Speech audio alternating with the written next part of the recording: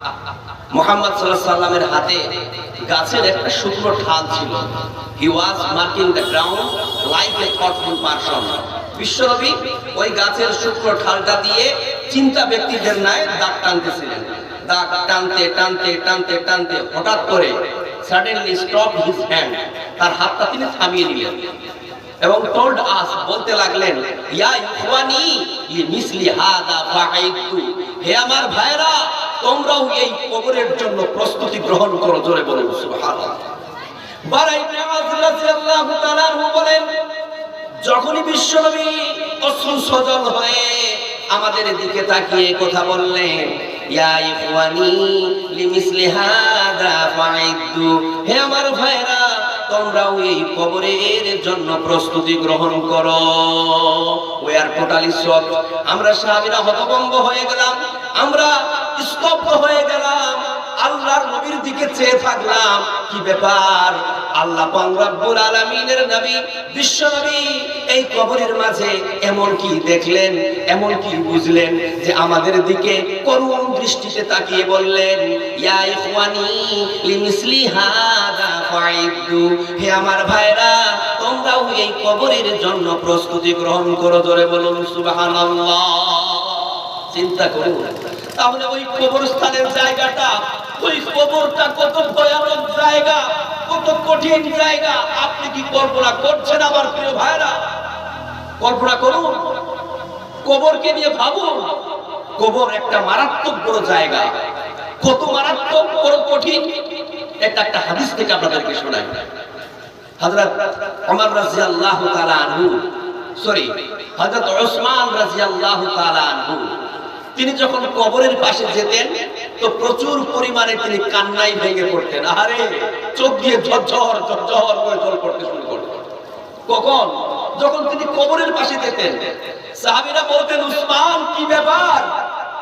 তোমার সামনে যখন জাহান্নামের বর্ণনা করা হয় তখনও তুমি এমন কান্না করো না, যখন তুমি কবরের পাশে আসো তখন তুমি এত কান্না করো কেন? উসমান তখন বলে, আমার সাথীরা শোনো, আমি যখন কবরের পাশে আসি তখন আমি এত কান্না কেন করি? আমি বিশ্বনবীকে বলতে শুনেছি, ওয়া আন্নাল কবরা আউয়ালু মানাজিলিল আখিরাহ, নিশ্চয়ই এই কবর হচ্ছে আখিরাতের প্রথম মঞ্জিল। যেই ব্যক্তি এই কবরকে উত্তীর্ণ করে ফেলবে, যেই ব্যক্তি এই কবরকে পাস করে যাবে, তারপরের ধাপগুলো, তারপরের স্টেপগুলো তার জন্য অতি সহজ হয়ে যাবে। জোরে বলুন সুবহানাল্লাহ। উসমান বলছে, আমার সাথীরা রে, যখন আমি এই কবরের পাশে আসি আর বিশ্বনবীর ওই কথাটা মনে পড়ে, তখন আমার চোখ দিয়ে ঝরঝর করে জল পড়তে শুরু করে। তাহলে কবর কত একটা ভয়ানক জায়গা, কবরস্থান কত একটা মারাত্মক ভয়ের জায়গা, কঠিন জায়গা। এটা কিন্তু আমরা কল্পনা করি না, করি? হ্যাঁ? Do you worry about the going to grave? আপনি কি চিন্তা করেন যে একদিন আপনাকে কবরে যেতে হবে? এই চিন্তাটা আছে? নাই তো। আরে এমনও দেখতে পাওয়া যায় যে আমরা পোলাপানরা কবরের পাশে গিয়ে মোবাইল বাজাই, গান বাজাই, কবরের পাশে গিয়ে নাচাকুটা করি, খেলাধুলা করি, মারপিট করি, কত কি করি। আনন্দ আর বিনোদনে আমরা ভরিয়ে দিই আমাদের জীবনটাকে কবরের পাশে গিয়ে, তাই না? কিন্তু তুমি কি একটু লক্ষ্য করতেছো না আমার প্রিয় ভাই, আমার যুবক ভাই, তুমি যেই জায়গাটাতে লাফাচ্ছ, কুদাচ্ছ, যেই জায়গাতে তুমি গান শুনতেছো, পাগলামো করতেছো, উচ্চাবু করতেছো, এই জায়গায় তোমার মতো আরেকজন ভাই শুয়ে আছে। তার যে সেখানে কি হচ্ছে, সে যে কি অবস্থায় আছে, তুমি কি কল্পনা করেছো? Do you worry about going to the grave? তুমি কি চিন্তা করতেছো যে তোমাকেও একদিন এই কবরের মাঝারে যেতে হবে? চিন্তা করে দেখো না, কবরে কি যাইবা না? চিন্তা করে দেখো না, কবরে কি যাইবা না? যেই কবরে আল্লাহ ছাড়া বন্ধু কেহ থাকবে না, যেই কবরে আল্লাহ ছাড়া বন্ধু কেহ থাকবে না। চিন্তা করে দেখো না, কবরে কি যাইবা না? চিন্তা করে দেখো না, কবরে কি যাইবা না?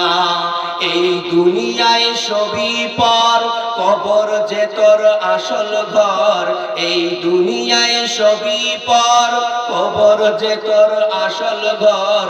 কেমনি সেথায় থাকবি পড়ে শুধুই মাটির বিছানা, চিন্তা করে দেখো না কবরে কি যাইবা না, চিন্তা করে দেখো না কবরে কি যাইবা না। এই দুনিয়া ছাড়িয়া কোথায় যাইবা ভাগিয়া, এই দুনিয়া ছাড়িয়া কোথায় যাইবা ভাগিয়া, মরণ তোমার লইবে ঘিরি যতই করো বাহানা, চিন্তা করে দেখো না কবরে কি যাইবা না, চিন্তা করে দেখো না কবরে কি যাইবা না। দিলে ভরা অহংকার চিনো না আজ খোদার ঘর, দিলে ভরা অহংকার চিনো না আজ খোদার ঘর। নামাজের লাগিয়া কি তোর মোটই মায়া লাগে না, চিন্তা করে দেখো না কবরে কি যাইবা না, চিন্তা করে দেখো না কবরে কি যাইবা না। একবার চিন্তা করে দেখুন আমার প্রিয় ভাইরা, আমার বাপজিরা, আমার মা ও বোনেরা, একদিন আপনাকে এই পৃথিবী ছেড়ে কবরে চলে যেতে হবে। ওই কবর আপনার কিভাবে কাটবে, ওই কবরের জগৎ আপনি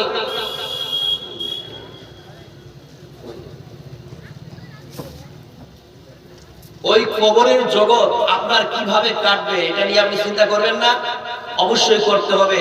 এই জন্য বলি প্রিয় ভাইরা, এই কবরকে নিয়ে চিন্তা করুন, এই কবরকে নিয়ে ভাবুন। একটা কথা মাথা রাখবেন, এই যে আমাদের কবরের জগৎ, কবরের জগৎ থেকে আরেকটা ভিন্ন জগতে আমাদের পাড়ি দিতে হবে। কোন জগৎ? সেই জগৎটার নাম জানেন? বলুন তো। সেই জগৎটার নাম হচ্ছে কিয়ামতের মাঠ, আসরের মাঠ, the day of judgement. Welcome. আমরা কিয়ামতের মাঠে যাব কখন? when Israfil blows the trumpet, যখন ইসরাফিল আলাইহিস সালাম সিংহায় ফুৎকার মারবে। ধরে বলুন সুবহানাল্লাহ। তার মানে ইসরাফিল আলাইহিস সালাম যখন সিংহায় ফুৎকার মারবে, তখন পৃথিবীর সমস্ত মানুষেরা যারা দুনিয়াতে এভাবে থাকবে পৃথিবীতে তারা, আর যারা থাকবে কবরে তারা, সব মানুষরা কিয়ামতের মাঠে উপস্থিত হবে। ধরে বলুন সুবহানাল্লাহ। চলুন এই বিষয়ে আল্লাহ তাআলা পবিত্র কোরআন কারীমের মধ্যে কি বলছেন আমরা একটা আয়াত থেকে শুনে আসি। রব্বুল আলামিন বলেন, ওয়া নুফিকা ফিস সূরি ফাসাইকা মান ফিস সামাওয়াতি ওয়া মান ফিল আরদি ইল্লা মান শাআল্লাহ। ইসরাফিল আলাইহিস সালাম যখন প্রথমবার সিংহায় ফুৎকার মারবে, তখন আকাশ এবং জমিনের মধ্যে যারা আছে সব বেহুশ হয়ে পড়বে। জোরে বলুন সুবহানাল্লাহ। ونفخ في الصور فإذا هم من الأجداث إلى ربهم ينسلون। ইসরাফিল আলাইহিস সালাম যখন দ্বিতীয়বার সিংহায় ফুৎকার মারবে, সমস্ত কবরবাসীরা আপন আপন কবর থেকে উঠে কিয়ামতের মাঠের দিকে দৌড়াতে শুরু করবে, রবের দিকে দৌড়াতে শুরু করবে। জোরে বলুন সুবহানাল্লাহ। ويوم ينفخ في الصور ففزع من في السماوات ومن في الأرض إلا من شاء الله وكل أتوه داخرين। এবং ইসরাফিল আলাইহিস সালাম যখন তৃতীয়বার সিংহায় ফুৎকার মারবে, তখন সমস্ত আকাশ এবং জমিনের মধ্যে যারা থাকবে সব ভীত সন্ত্রস্ত হয়ে পড়বে এবং সবাই হীন অবস্থায় আল্লাহর সামনে এসে উপস্থিত হবে। জোরে বলুন সুবহানাল্লাহ। এইভাবে যখন ইসরাফিল আলাইহিস সালাম তিনবার ফুৎকার মেরে দেবে, কিয়ামতের কনসেশন শুরু হয়ে যাবে, বিভীষিকাময়ের খেলা শুরু হয়ে যাবে। আরে ওই দিন কত কঠিন হবে আপনি কি চিন্তা করেছেন? ওই দিন মানুষ পাগলের মতো হয়ে যাবে, ওই দিন মানুষ নাফসি নাফসি করবে, হায় আল্লাহ আমার যে কি হবে, আমার যে কি হবে। ওই দিন এই যে আমরা আকাশের উপরে সূর্য দেখতে পাই, এই সূর্যটা আমাদের মাথার হাজার হাজার মাইল উপরে আছে, কিন্তু ওই কঠিন কিয়ামতের দিন এই সূর্যটা মাথার এত উপরে থাকবে না, বরং মাথার 1 মাইল উপরে চলে আসবে, অথবা 1 মানে সুরমা দানি যে আমাদের সুরমা ব্যবহার করি, সুরমা দানির ভিতরে যে কাঠিটা পাওয়া যায় এতটা কারিব হয়ে যাবে, এতটা নিকট হয়ে যাবে। বিশ্বনবী বলেন ওই দিন সূর্যের তাপে, রৌদ্রের তাপে মানুষের মাথার মগজটা গলে গিয়ে নাক আর কানের ছিদ্র দিয়ে মোমবাতির মতো গলে চলে যাবে। জোরে বলুন সুবহানাল্লাহ। শুধু তাই নয়, ওই দিন মানুষ এত পিপাসার্ত হবে, এত তৃষ্ণার্ত হবে, তৃষ্ণার চোটে মানুষের জিহ্বাখানা মানুষের ঘর থেকে বের হয়ে নাভি পর্যন্ত কুত্তার নাই ঝুলতে থাকবে আর বলবে আল্লাহ পানি পানি পানি, আল্লাহ তুমি আমাকে পানি দাও, আমি আর তৃষ্ণা সহ্য করতে পারি না। তৃষ্ণার যারা সহ্য করতে পারি না, এই পিপাসার যারা সহ্য করতে পারি না, আল্লাহ তুমি আমাকে পানি দাও। ওই দিন যদি আমাদের আমল ঠিক না থাকে, ওই দিন যদি আমরা হেদায়েত প্রাপ্ত হয়ে দুনিয়া থেকে বিদায় না নিতে পারি, ওই দিন আমাদের এমন অবস্থা হবে। বিশ্বনবী বলেছেন ফারিস্তাদের মাধ্যম দিয়ে কাঁটালের নোংরা যুক্ত পানি, পুঁজযুক্ত পানি, রক্তযুক্ত পানি পান করিয়ে দেওয়া হবে। আর পান করার সাথে সাথে মানুষের পেটের নাড়ি বুড়িগুলো পিছনের দরজা দিয়ে অটোমেটিকলি বেরিয়ে যাবে। এত কঠিন দিন হবে কিয়ামতের দিন। তাহলে এই কিয়ামতের দিনকে নিয়ে ভয় করবেন না? এই কিয়ামতের দিনকে নিয়ে ভাববেন না? অবশ্যই চিন্তা করবেন এই কিয়ামতের দিনকে নিয়ে। দেখুন আমার প্রিয় ভাইরা, আমার সময় শেষ হতে চলেছে, আর 15 মিনিট আমার হাতে সময় আছে। কারণ আমি সভাপতি যেটা আমাকে বলে সেটা আমি পালন করে চলে থাকি। তো আমি চাই যে আমি যে আলোচনা করেছিলাম মৃত্যু সম্পর্কে, একটা কথা নোট করুন, The remembrance of death is sufficient for man's guidance. মৃত্যুর স্মরণ মানুষের হেদায়েতের জন্য যথেষ্ট। অতএব আমরা সবাই, আমার মা ও বোন সবাই মিলে কথাগুলো বলতেছি, আমরা বেশি বেশি করে মরণকে স্মরণ করব, যাতে করে এই মরণের স্মরণ আমাদের জন্য হেদায়েতে হয়ে যায়, হেদায়েতের জন্য যথেষ্ট হয়ে যায়। করব কি করব না? দেখুন মরণের স্মরণ কেন করব? মরণ তো একটা যন্ত্রণাদায়ক বিষয়। মরণের পর কবরে যাব, কত কঠিন একটা জায়গা। এই জায়গায় কি হবে এটা নিয়ে ভাববেন না? ভাববেন, ভাবে কি করবেন? ভেবে হেদায়েত পাওয়ার চেষ্টা করবেন। কবর থেকে উঠে আরেকটা জায়গায় যেতে হবে, হাসরের মাঠ, কিয়ামতের মাঠ। কত কঠিন জায়গা, সংক্ষিপ্ত সময় বলতে পারতেছি না। অনেকে শুনেছেন খুব ভয়ানক একটা জায়গা, খুব একটা বিপদের সম্মুখীন হবো আমরা, ওই কিয়ামতের মাঠ। তাহলে এই সমস্ত চিন্তাকে মাথায় নিয়ে আপনি হেদায়েত হওয়ার চেষ্টা করুন। কিসের হেদায়েত হবেন আপনি? একজন মানুষকে আমরা তখনই বলতে পারি যে ওই মানুষটা হেদায়েত প্রাপ্ত, যখন ওই মানুষটা সমস্ত রকমের অপরাধ থেকে নিজেকে বাঁচাতে পারবে। তখনই আমরা একটা মানুষকে বলতে পারবো যে এই মানুষটা হেদায়েত প্রাপ্ত, যখন ওই মানুষটা তার জীবনের নেকির পাল্লাকে ভারী করে দেবে, নেকির পরিমাণকে বাড়িয়ে দেবে আর গুনাহগুলোকে কমিয়ে দেবে। মাথায় রাখবেন, আমাদের একটা কাজ করা দরকার, একটা হচ্ছে কি আমাদের নেকিকে বাড়াতে হবে আর গুনাহকে কমাতে হবে। এটা হচ্ছে আমাদের কাজ, ঠিক আছে না? এটাই মাথায় রেখে করবেন কি, অবশ্যই আমল করার চেষ্টা করবেন। দেখুন আসন্ন রমাজান কে কেন্দ্র করে কয়েকটা কথা বলে আমি বিদায় নিব ইনশাআল্লাহ। এখন আমরা কোন মাসে দাঁড়িয়ে আছি আমার প্রিয় ভাইরা? বলুন, শাবান মাসে। যখন শাবান মাস আসতো তখন সাহাবীরা রমজানকে কিভাবে ওয়েলকাম জানাতো, কারো কি জানা আছে? বলুন। যখন শাবান মাস আসতো তো সাহাবীরা রমজানকে কিভাবে ওয়েলকাম জানাতেন? বলুন। সাহাবীরা আল্লাহকে বলতেন, আল্লাহ আল্লাহুম্মা বাল্লিগনা রমজান, তুমি আমাকে রমজান পর্যন্ত পৌঁছিয়ে দাও। আল্লাহ তুমি আমাকে রমজান পর্যন্ত নিয়ে যাও, আমার হায়াত বাড়িয়ে দাও, আমাকে সুস্থ রাখো, রমজান পর্যন্ত আমাকে পৌঁছিয়ে দাও। আর এখন আমরা রমজান মাস আসলেই তো ভয় পেয়ে যাই, তাই না? সারাদিন না খেয়ে থাকতে হবে, দীর্ঘক্ষণ দাঁড়িয়ে তারাবির নামাজ পড়তে হবে, কত ভয়। ভয় করবেন? ভয় করবেন না আমার প্রিয় ভাইরা। দেখুন আমার বাহিরকাপ গ্রামের প্রিয় ভাইরা, আমার মা ও বোনেরা, আমার বাপজিরা, একান্ত অনুরোধ করে বলতেছি, যদি আমাদের নসিবে, আমাদের ভাগ্যে রমজান মাস এসে যায়, আমরা যদি পেয়ে যাই, তাহলে রমজান মাসের প্রত্যেকটা রোজা আমরা পুঙ্খানুপুঙ্খরূপে পালন করার চেষ্টা করবো ইনশাআল্লাহ। দেখুন রমজান মাসে যে আমরা সিয়াম পালন করে থাকি, এই সিয়ামের ব্যাপারে আল্লাহ তাআলা পবিত্র কোরআন কারীমের মধ্যে কি বলছেন? একটা আয়াত বলছেন, রব্বুল আলামিন বলেন, ইয়া আইয়ুহাল্লাযীনা আমানু কুতিবা আলাইকুমুস সিয়ামু কামা কুতিবা আলাল্লাযীনা মিন ক্বাবলিকুম লাআল্লাকুম তাত্তাকুন। ওহে বিশ্বাসীরা, তোমাদের উপরে রোজা ফরজ করা হয়েছে যেমনটা তোমাদের পূর্ববর্তীদের উপরে ফরজ করা হয়েছিল, যাতে করে লাআল্লাকুম তাত্তাকুন, তোমরা মুত্তাকিন হতে পারো, পরহেজগার হতে পারো। ধরে বলুন সুবহানাল্লাহ। যাতে করে আমরা মুত্তাকিন হতে পারি, আল্লাহ সচেতন হতে পারি, আল্লাহ কনসাসনেস আমাদের মধ্যে গ্রো করে। এটাই তো রোজার প্রাইম অবজেক্টিভ, এটাই তো রোজার সেন্ট্রাল থিম, মূল উদ্দেশ্য। অনেককে যদি জিজ্ঞাসা করা হয়, অনেকে বলে যে রোজার মূল উদ্দেশ্য হচ্ছে আল্লাহর আদেশ পালন করা, না খেয়ে থাকা, গরিব দুঃখীদের কষ্ট অনুভব করা। কিন্তু না, এটা রোজার মূল উদ্দেশ্য নয়। রোজার মূল উদ্দেশ্য হচ্ছে লাআল্লাকুম তাত্তাকুন, তাকওয়াশীল হওয়া, আল্লাহ ভীতি নিজের অন্তঃকরণের মধ্যে গ্রো করা, আল্লাহর ভয় নিজের মধ্যে সঞ্চার করা। এটাই হচ্ছে রোজার মূল উদ্দেশ্য। একজন মানুষ যদি রোজা রাখার পরে তাকওয়াশীল না হতে পারে, আল্লাহর ভয় তার অন্তঃকরণের মধ্যে সৃষ্টি না করতে পারে, তাহলে ওই ব্যক্তির রোজা রাখা আর না রাখা সমান হয়ে যাবে। এটা হচ্ছে রোজার মূল উদ্দেশ্য। দেখুন আমার প্রিয় ভাইরা, যদি আমরা এই রমজান মাসের রোজাগুলি পালন করে থাকি, আমি আপনাদেরকে বলি, খুব শর্টকাটে বলার চেষ্টা করতেছি, তিনটা উপকার বলছি। নাম্বার 1, যদি আমরা এই রমজান মাসের রোজা রাখি, তাহলে আল্লাহ তাআলা আমাদের বিগত জীবনের সমস্ত গুনাহ মাফ করে দেবেন। মা তাকাদ্দামা মিন যামবি।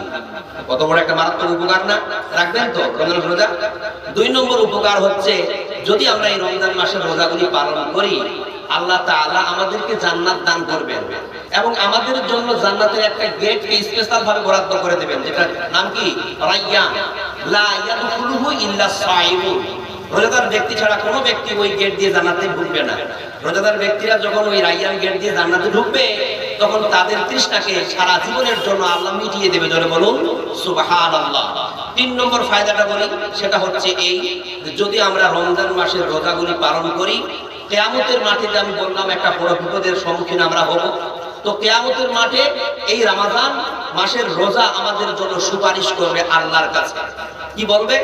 যে আল্লাহ, তুমি তোমার এই বান্দাদেরকে মাফ করে দাও আল্লাহ, তুমি তোমার এই বান্দাদেরকে নাজাত দিয়ে দাও আল্লাহ, কারণ আমি রোজা তোমার এই বান্দা পালন করেছিল। আরে সকাল থেকে নিয়ে সন্ধ্যা পর্যন্ত পানাহার, স্ত্রী সহবাস এবং বর্হিত কর্ম থেকে নিজেকে বিরত রেখে আমি সিয়ামকে পালন করেছিল, আমি রোজাকে রেখেছিল। আল্লাহ, তুমি একে নাজাত দিয়ে দাও, পরিত্রাণ দিয়ে দাও। বিশ্বনবী বলেন, আসিয়ামু ওয়াল কুরআনু ইয়াসফাআনি লিল আবদি ইয়াউমাল কিয়ামাহ। কিয়ামতের দিন রমজান মাসের রোজা আর কোরআন মাজিদ বান্দার জন্য শাফাআত করবে, বান্দার জন্য সুপারিশ করবে। জোরে বলুন সুবহানাল্লাহ। বুঝা গেল না? তাহলে এই 3টা ফায়দা হবে যদি আপনি রমজান মাসের রোজা পালন করেন। আপনার বিগত জীবনের সমস্ত পাপ আল্লাহ মাফ করে দেবে। যদি রমজান মাসের রোজা রাখেন, তাহলে আল্লাহ তাআলা আপনাকে জান্নাত ঢুকাবে রায়্যান গেট দিয়ে। যদি রমজান মাসের রোজা রাখেন, তার রমজান মাসের রোজা কিয়ামতের মাঠে আপনার জন্য সুপারিশ করবে। জোরে বলুন সুবহানাল্লাহ। দেখুন আমার প্রিয় ভাইরা, এই যে মাহে রমজান আমাদের সামনে আসতে চলেছে, এখন আমাদের এই আসল রমজানকে নিয়ে একটা কথা বলতেছি। রমজান মাসে আল্লাহ তাআলা আমাদেরকে 5টি স্পেশালিটি ইবাদত দান করবেন। কয়টা? 5টা। যেই 5টি স্পেশালিটি ইবাদত অন্য কোনো মাসে আপনি চিরনি তাল্লাশি দিয়ে খুঁজলেও পাবেন না। ওই 5টা স্পেশালিটি ইবাদত সম্পর্কে জানতে চান কি চান না? জানতো? আমি খুবই শর্টলি বলছি, আপনি মন দিয়ে শুনবেন। নাম্বার 1, সাহারি। কি? সাহারি খাওয়া একটি ইবাদত না? যেই সাহারি খাওয়ার মাধ্যম দিয়ে আমরা রোজার শুরুয়াত করে থাকি, এটা কখনটাই সুবে সাদেকের আগে। এই সাহারি খাওয়া একটি ইবাদত। এটা ইবাদত কোন মাসে আছে? নাই। এই সাহারির ব্যাপারে বিশ্বনবী বলতেছেন, তাসাহহারু ফাইন্না ফিস সাহুরি বারাকা। তোমরা সাহারি খাও, কেননা এই সাহারির মধ্যে তোমাদের জন্য কল্যাণ রয়েছে। জোরে বলুন সুবহানাল্লাহ। একদম বলো তো। 2 নম্বরটা হচ্ছে ইফতার। যে ইফতারের মাধ্যম দিয়ে আমরা রোজাটাকে ভঙ্গ করে থাকি, খিজুর অথবা পবিত্র পানি দ্বারা। এই ইফতার একটি ইবাদত। কত বড় ইবাদত জানেন? বিশ্বনবী বলছেন, লা ইয়াজালুন নাসু বিখাইরিন মা আজ্জালুল ফিতরা। যতদিন মানুষ নির্দিষ্ট সময়ে তাড়াতাড়ি করে ইফতার করবে, ততদিন মানুষ কল্যাণের মধ্যে থাকবে। জোরে বলুন সুবহানাল্লাহ। কয়টা হলো? দুইটা হলো না? 3 নম্বর বলি।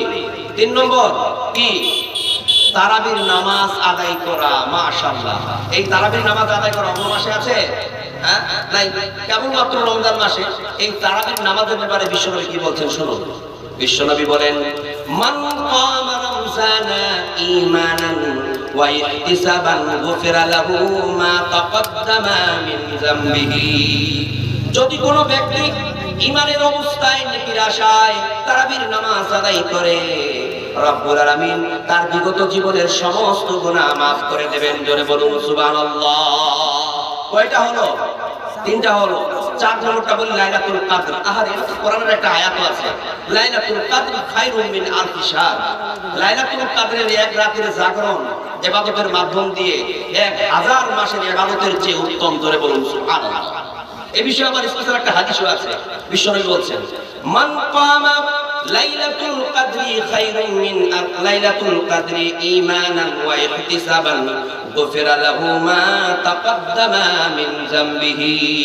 যদি কোনো ব্যক্তি ঈমানের অবস্থায় আর নেকির আশায়, যদি কোনো ব্যক্তি ঈমানের অবস্থায় নেকির আশায় লাইলাতুল কদরের রাত্রি জাগরণ করে, রমজান রমজান এলো, রমজান এলো, এলো মাহে রমজান, ইবাদতের মাসে সবাই পুণ্য করো সঞ্চয়, প্রভুর কাছে কেঁদে কেঁদে করো প্রভুর মন জয়, ইবাদতের মাসে সবাই পুণ্য করো সঞ্চয়, প্রভুর কাছে কেঁদে কেঁদে করো প্রভুর মন জয়।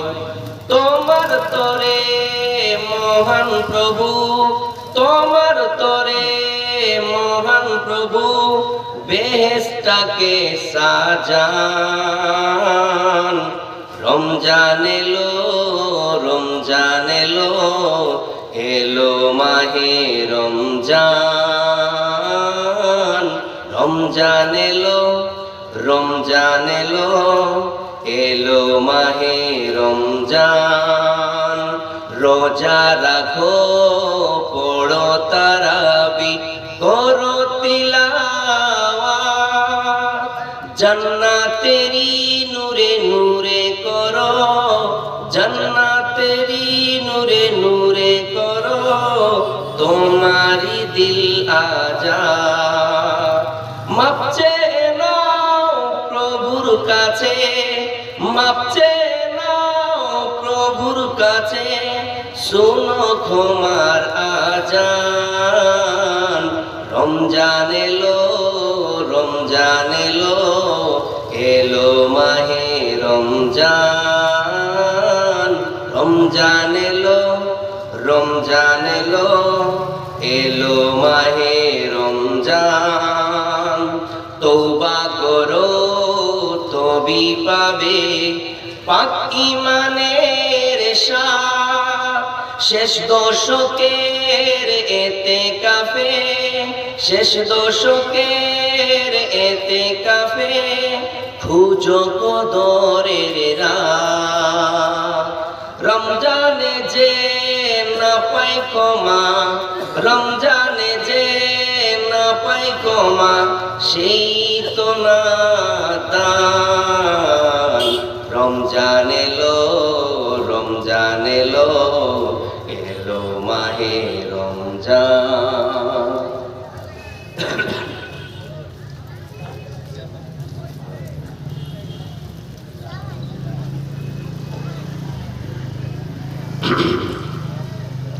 উপস্থিত আজকের এই সভা জনগণ কর্তৃক নির্বাচিত যোগ্যতম সভাপতি, তৎসঙ্গে উপস্থিত রয়েছেন স্টেজে আরো অন্যান্য ওলামায়ে দ্বীন, আমার সামনে বসে থাকা আমার তরুণ যুবক ভাইয়েরা, আমার বাপজিরা, পর্দার অন্তরালে পর্দা নশীরা আমার মা ও বোনেরা, আপনাদের সকলকে আমার অন্তরের অন্তরস্থল থেকে, আমার হৃদয়ের গহীন থেকে ইসলামিক সম্ভাষণে জানাই আসসালামু আলাইকুম ওয়া রাহমাতুল্লাহি ওয়া বারাকাতুহু।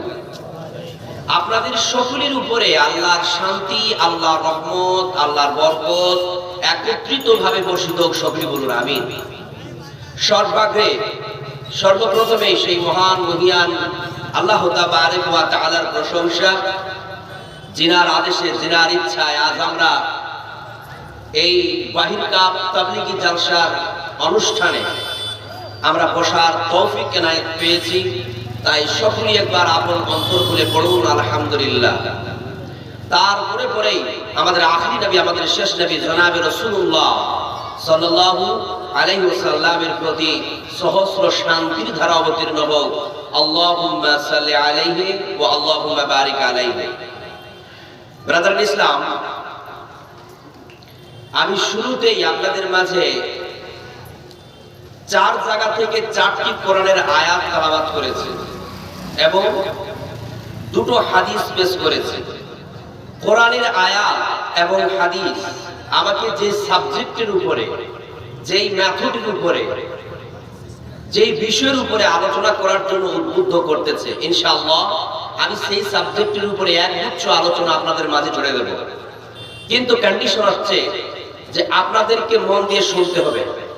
এটা আমার একান্ত অনুরোধ।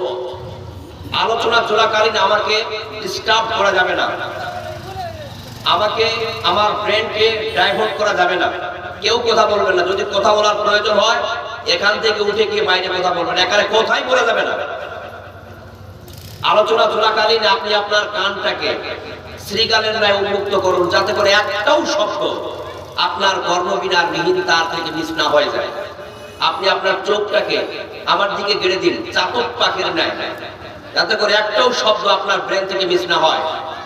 আমি চাই আমি যে বিষয়ের উপরে আলোচনা করব, এই বিষয়টার উপরে একটা সার্বিক জ্ঞান নিয়ে আপনি বাড়ি যেতে পারেন, যাতে করে পরের দিন যদি আপনাকে কেউ জিজ্ঞাসা করে যে আব্দুল আলিম বিন ইসমাইল যে কালকে গত রাতে জালসা এসেছিল, তো কি বলেছিল একটু শোনাও তো, আপনি বলবেন শুনলাম তো, কিন্তু কই বলতে পারছি না। এমনটা যেন না হয়, কিছু না কিছু যেন আপনি বলতে পারেন, এটা আমি চাই। আপনি আলোচনা শুনবেন আর কিছু মনে রাখতে পারবেন না, এমনটা যেন না হয়, ঠিক আছে? আর আমার একটা অভ্যেস আছে, আমি একটু কথোপকথনের আকারে আলোচনা করতে ভালোবাসি। যদি কিছু জিজ্ঞাসা করে উত্তর দেবেন তো আমার প্রিয় ভাইয়েরা? দেবেন না? হ্যাঁ দেবেন। কি এটা তো দিচ্ছেন না? দেবেন? জি, প্রশ্নের উত্তর দিতে হবে।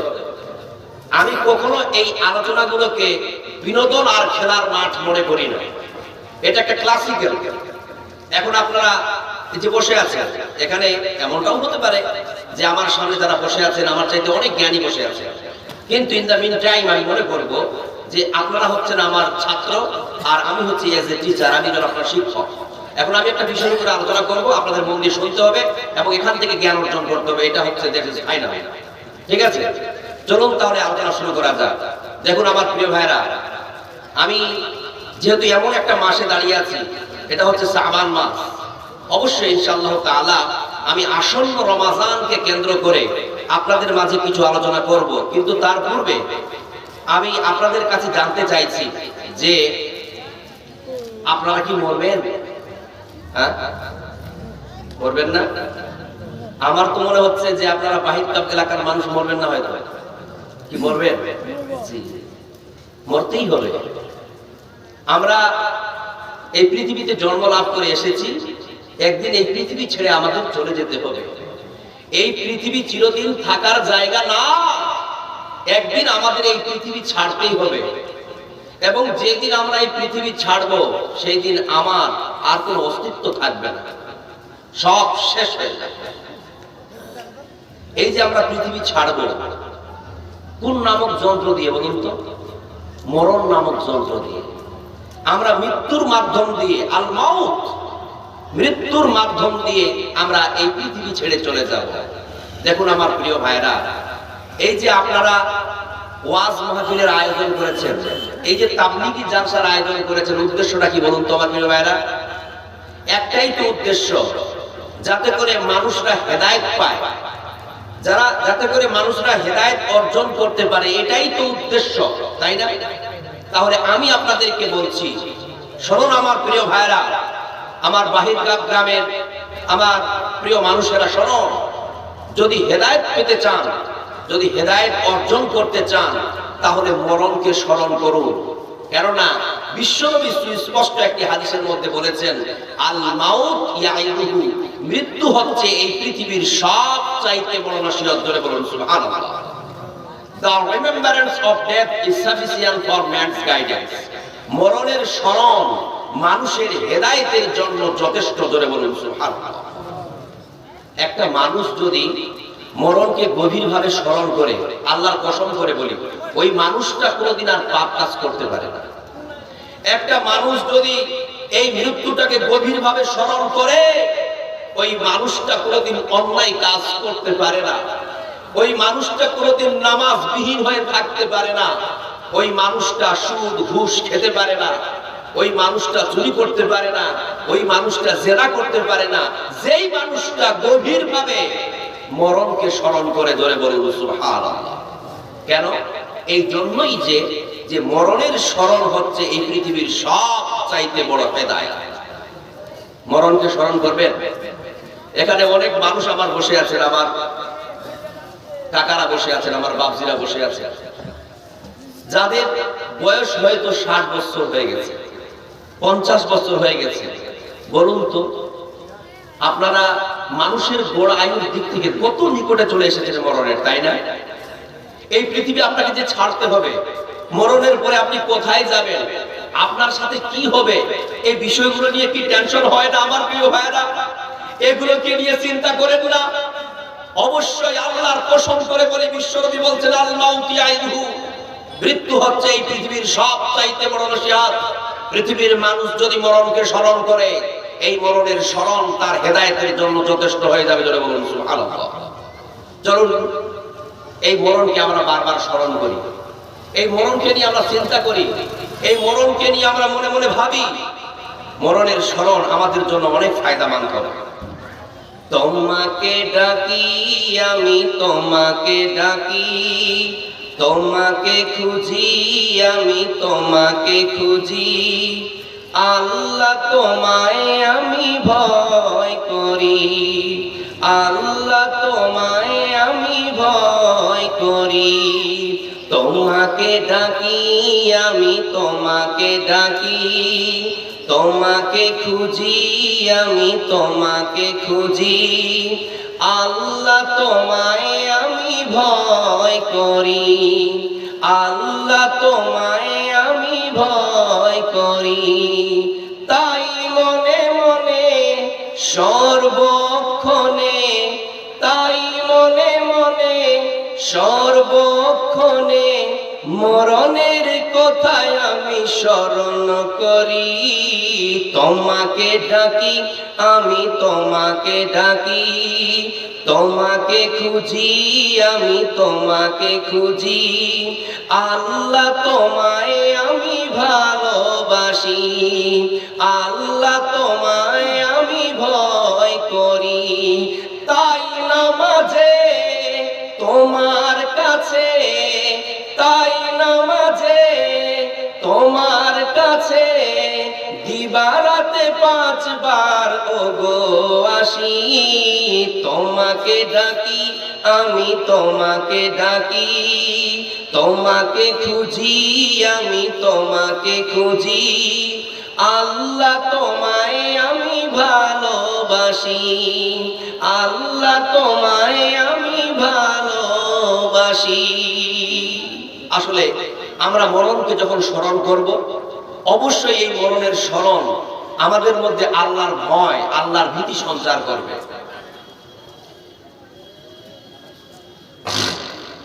একটা মানুষ যদি মরণকে নিয়ে স্মরণ করে, দেখবেন যে তার মধ্যে আল্লাহর ভয় আসবে, আল্লাহর ভীতি আসবে।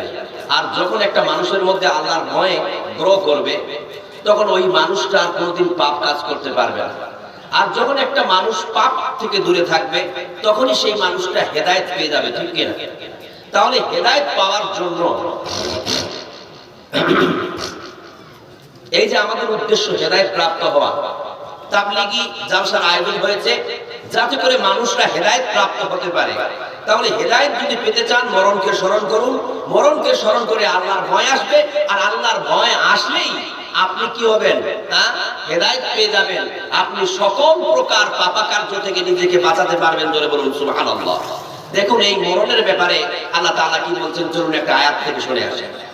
রব্বুল আলামিন বলেন, ইন্নাকা মাইয়িতুন ওয়া ইন্নাহুম মাইয়িতুন। রব্বুল আলামিন বলেন, হে নবী আপনি মৃত্যুবরণ করবেন এবং তারাও মৃত্যুবরণ করবে যারা আপনার সাথে বিরোধিতা করে, যারা আপনার সাথে দুশমনি করে। জোরে বলুন সুবহানাল্লাহ। শুধু তাই নয়, অন্যত্র আরেকটি আয়াতে আল্লাহ তাআলা বলেন, ওয়া মা জাআলনা লিবাশারিন মিন ক্বাবলিকাল খুলদা। হে নবী আপনার পূর্বে কোন মানুষের জীবনকে আমি অনন্তকালের জীবন করে রাখি নাই। অর্থাৎ নবীগো আপনার পূর্বে এই পৃথিবীতে যত মানুষ এসেছে সকল মানুষরাই এই পৃথিবী ছেড়ে চলে গেছে। নবী আপনি আমার বন্ধু, আপনি আমার হাবিব, আপনি আমার মহব্বতের মানুষ বলে এটা মনে করবেন না যে আপনি ছুটকারা পেয়ে যাবেন। আপনাকেও এই পৃথিবী ছেড়ে একদিন চলে যেতে হবে। সুবহানাল্লাহ। দেখুন আমার প্রিয় ভাইরা, এই পৃথিবীর সবচাইতে শ্রেষ্ঠ, সবচাইতে উত্তম, সবচাইতে শ্রেষ্ঠ, সবচাইতে উত্তম মানুষকে বিশ্বনবী মুহাম্মদ সাল্লাল্লাহু আলাইহি সাল্লাম। তিনি তো আল্লাহর বন্ধু। তিনার যদি কোনো বাঁচার পথ না থাকে মৃত্যু থেকে, তাহলে আপনি আর আমি কোন গাছের মূলে মরণ থেকে বাঁচতে পারবেন? কোরআনের এই আয়াতটা আমাদের মুসলমানদের মধ্যকার এক শ্রেণীর জন্য মুহূর্তর জবাব। মানে আমাদের মুসলমানদের মধ্য থেকে একটা জামাত আছে, একটা দল আছে, ওদেরকে মুসলমান বলতেই আমাকে অবাক লাগছে। ওরা মুহাম্মদ সাল্লাল্লাহু আলাইহি সাল্লামকে জীবিত দাবি করতেছে, মুহাম্মদ সাল্লাল্লাহু আলাইহি সাল্লাম জিন্দা। আপনি যদি ওদের সামনে গিয়ে বলেন যে নবী মুহাম্মদ সাল্লাল্লাহু আলাইহি সাল্লাম মারা গেছে, আপনাকে ঠান্ডা পেয়ে যাবে।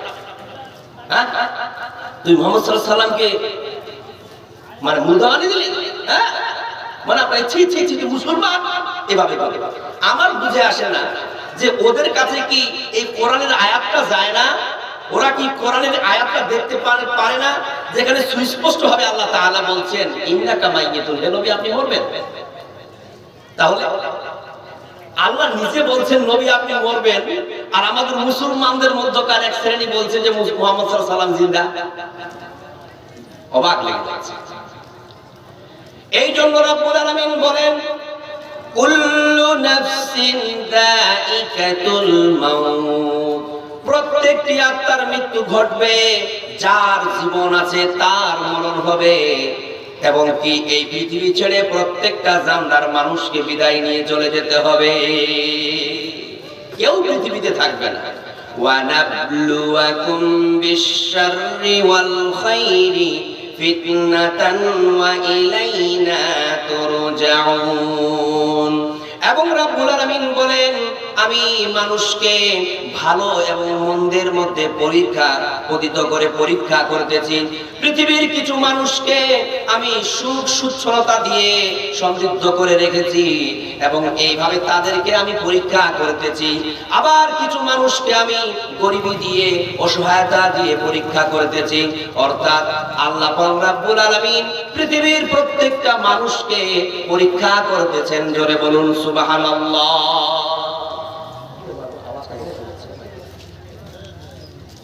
মুশকিল হয়ে গেছে, খারাপ ট্রেনিং চলছে।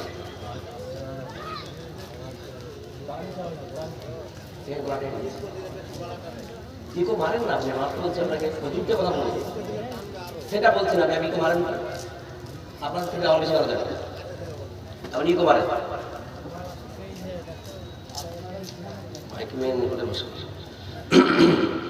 আমি কি বলছিলাম আমার প্রিয় ভাইয়েরা বলুন তো, যে এই পৃথিবী ছেড়ে আমাদের একদিন চলে যেতে হবে। এই পৃথিবী চিরদিন থাকার জায়গা না। মুহাম্মদ সাল্লাল্লাহু আলাইহি সাল্লাম, যিনি এই পৃথিবীর সবচাইতে শ্রেষ্ঠ মানুষ, আল্লাহর বন্ধু, তিনিও এই পৃথিবী ছেড়ে চলে গেছেন। অতএব এই পৃথিবীতে বাঁচার কোনো পথ নাই, এই পৃথিবী ছেড়ে আমাদের চলে যেতে হবে। আপনি অ্যাডজাস্ট করুন না, মানে বেশি বেশি দিতে হবে, অ্যাডজাস্ট করতে হবে, ঠিক আছে? ব্যাপারটা হলো এই পৃথিবী ছেড়ে আমাদের চলে যেতে হবে। তাই আমি আল্লাহর কাছে দোয়া করি যে ইয়া ইলাহাল আলামিন ইয়া রাব্বুল আলামিন, এই পৃথিবীতে আমরা চিরদিন থাকার জন্য আসি নাই। এই পৃথিবী যখন আমাদের ছাড়তেই হবে, এই পৃথিবীর পর আমাদের জন্য একটা ঠিকানায় যেতে হবে, তাহলে আল্লাহ তুমি আমাদের ওই ঠিকানাটা, মানে পরকালের ঠিকানাটা সুখময় এবং শান্তিময় করে তুলিয়ে ধরে বলুন আমিন। আল্লাহর কাছে এটাই চাওয়া না? আল্লাহর কাছে তো এটাই চাওয়া যে আল্লাহ মরণের পরে যাতে করে আমরা কোথায় যাই, আল্লাহ তোমার জান্নাতের অধিবাসী হতে পারি, আল্লাহ তোমার জান্নাতের আমরা মালিক হতে পারি। এটাই তো আল্লাহর কাছে চাওয়া, এটাই তো আল্লাহর কাছে চাওয়া, এটাই তো আল্লাহর কাছে পাওয়া। আমার মুসলমান ভাইরা, আমাদের নামাজ, আমাদের রোজা, আমাদের যাকাত, আমাদের সাদকা সব কিছু যেন আল্লাহ তোমার ওই জান্নাতের জন্য, জোরে বলুন সুবহানাল্লাহ। ইয়া আল্লাহ, আমরা যে দুনিয়াতে নামাজ পড়ি, আমরা যে রোজা রাখি, আমরা যে দান খয়রাত করি, আমরা যে হজ করি, আল্লাহ সব কিছুর মধ্যে তোমার ওই জান্নাতের লোলুপতা কাজ করে। আল্লাহ গো, মরণের পরে তোমার ওই জাহান্নামের আযাব আমরা বরদাস্ত করতে পারবো না। আল্লাহ তোমার ওই জাহান্নামের শাস্তি আমরা বরদাস্ত করতে পারবো না। আল্লাহ গো, মরণের পরে তুমি আমাদেরকে সুখময় জান্নাতবাসী করে দিও, জোরে বলুন সুবহানাল্লাহ। যেই দিন আমরা মারা যাব, সেই দিন আমাদের আর নাম থাকবে না, বরং আমাদের নামটা লাশ হয়ে যাবে। আপনারা কি জানেন আমার প্রিয় ভাইরা, মৃত্যু যন্ত্রণা কত কঠিন? How hard is the pain of death. মৃত্যু যন্ত্রণা কত কঠিন, এটা কেউ বলতে পারবেন পৃথিবীর মানুষ? না। আরে মৃত্যু যন্ত্রণা তো সেই যন্ত্রণা, যেই যন্ত্রণা পাওয়ার পর পৃথিবীতে আরো বেঁচেই থাকে না। তাহলে ওই যন্ত্রণা পাওয়ার পর যখন সে আর পৃথিবীতে বেঁচে থাকে না, তাহলে সে কি করে অন্য আরেকটা মানুষকে শেয়ার করবে যে ভাই আমি একদিন মরলাম, মরার যে যন্ত্রণা আমি এরকম এরকম অনুভব করেছি, এটা বলার সুযোগ পৃথিবীর মানুষের আছে? নাই। কারণ মৃত্যু যন্ত্রণা সেই যন্ত্রণা, যেই যন্ত্রণা তার প্রাণ কেড়ে নেয়। তার মানে আমরা বুঝতে পারলাম মৃত্যু যন্ত্রণা হচ্ছে সেই যন্ত্রণা, যেই যন্ত্রণা পাওয়ার পরে ওই মানুষটা আর পৃথিবীতে বেঁচে থাকে না। মরার সাথে সাথে আমরা কি হয়ে যাব? লাশ হয়ে যাব। আমার নাম থাকবে না, আমার নাম তখন হয়ে যাবে লাশ। হতে পারে আপনাদের গ্রামের কোন একজন ব্যক্তির নাম আব্দুর রহমান। আজকেই যদি ওই আব্দুর রহমান মারা যায়, আরেকটা লোক এসে বলবে যে লাশটার কি গোসল হয়েছে, লাশটাকে কি জানাজায় নিয়ে যাওয়া হয়েছে, লাশটাকে কি দাফন করা হয়েছে। আর বলবে না যে আব্দুর রহমানের কি গোসল হয়েছে, আব্দুর রহমানের কি জানাজা হয়েছে, আব্দুর রহমানকে দাফন করা হয়েছে, এই কথা বলবে না। মরার সাথে সাথেই আব্দুর রহমান তার নামটা হারিয়ে ফেলবে, তার নামটা হয়ে যাবে লাশ। বলে বলুন সুবহানাল্লাহ। সুতরাং আমার মুসলমান ভাইরা, তাই আমি আপনাদেরকে বলতে চাই, এই যে আমরা পৃথিবীতে বেঁচে আছি, বাড়ি গাড়ি টাকা পয়সা ধন সম্পদ নিয়ে আমরা এত একাকার হয়ে আছি, আমরা এই মরণকে স্মরণ করার সময়টুকু আমাদের হাতে নাই, আমাদের কাছে নাই। যে মরণের সাথে সাথে আমরা লাশ হয়ে যাব, মরার সাথে সাথেই যদি আপনার নামটা মুছে যেতে পারে, তাহলে বলুন আপনার বাড়ি গাড়ি টাকা পয়সা আর কি অস্তিত্ব হতে পারে? আপনাকে কি ফায়দা দিতে পারে? আপনার কি উপকার করতে পারে? আল্লাহর কসম করে বলি, একটা মানুষ যদি সব আমল নিয়ে আখিরাতে না দাঁড়ায়, আর এই মানুষটা যদি পৃথিবীতে বাড়ি গাড়ি টাকা পয়সা জমি জামা সবকিছু ছেড়ে দিয়ে চলে যায়, তা এই জমি জামা টাকা পয়সা বাড়ি গাড়ি তার কিয়ামতের মাঠে কোনো উপকারে আসবে না। বরং আমি এটা মনে করি, দেখবেন অনেক মানুষ আছে ধনী সম্পদশালী মানুষ, নিজের ইবাদতে গাফলাতি করে ধন সম্পদ জমিয়েছে, আর ওই ধন সম্পদ রেখে একদিন মরে গেল, আর মরার সাথে সাথে তার ওই ওয়ারিসেরা এসে তার সম্পদ নিয়ে মারামারি করে একটা ফিতনার সৃষ্টি করে দিয়েছে। আপনার কবরে নেকি যাবে তো দূরের কথা, আরো পাপ ঢুকতে শুরু করবে। খবরদারি কাজ করবেন না, খবরদারি কাজ করবেন না। বেশি বেশি করে মরণকে স্মরণ করুন।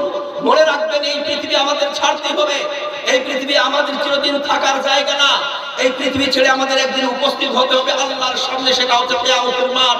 হাসরের মাঠ, সেই দিন আমাদের জীবনের, আমাদের এই পৃথিবীর প্রত্যেকটা বয়সের সময়ের হিসাব নিকাশ দেওয়া হবে।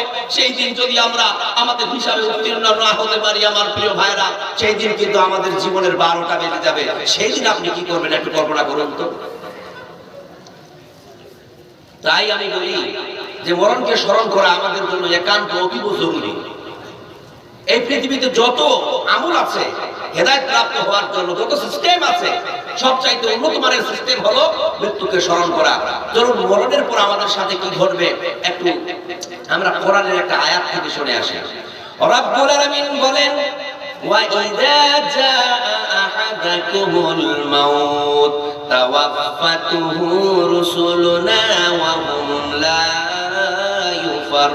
يُفَرِّطُونَ।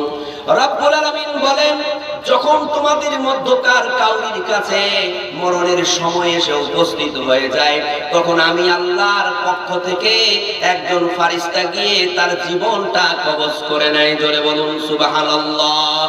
ওয়া হুম লা ইউফাররিতুন, এবং সে তার দায়িত্ব পালনে বিন্দু পরিমাণ ত্রুটি করেন না। জোরে বলুন সুবহানাল্লাহ।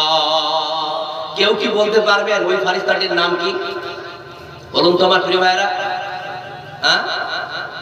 কি? আজরাইল। মাশাআল্লাহ, হি ইজ আজরাইল। ওই ফেরেশতাটির নাম কি? আজরাইল, মালাকুল মাউত, এঞ্জেল অফ ডেথ, মৃত্যুর ফেরেশতা।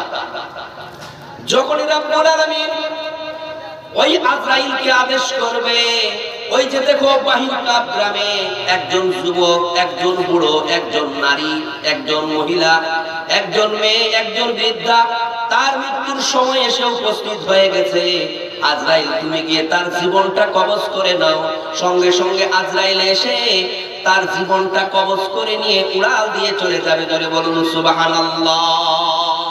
ওই ফেরেশতা আল্লাহর আদেশ পালন করতে গিয়ে বিন্দু পরিমাণ ত্রুটি করবেন না, 1 সেকেন্ড আগেও করবেন না এবং 1 সেকেন্ড পরেও করবেন না। জোরে বলুন সুবহানাল্লাহ।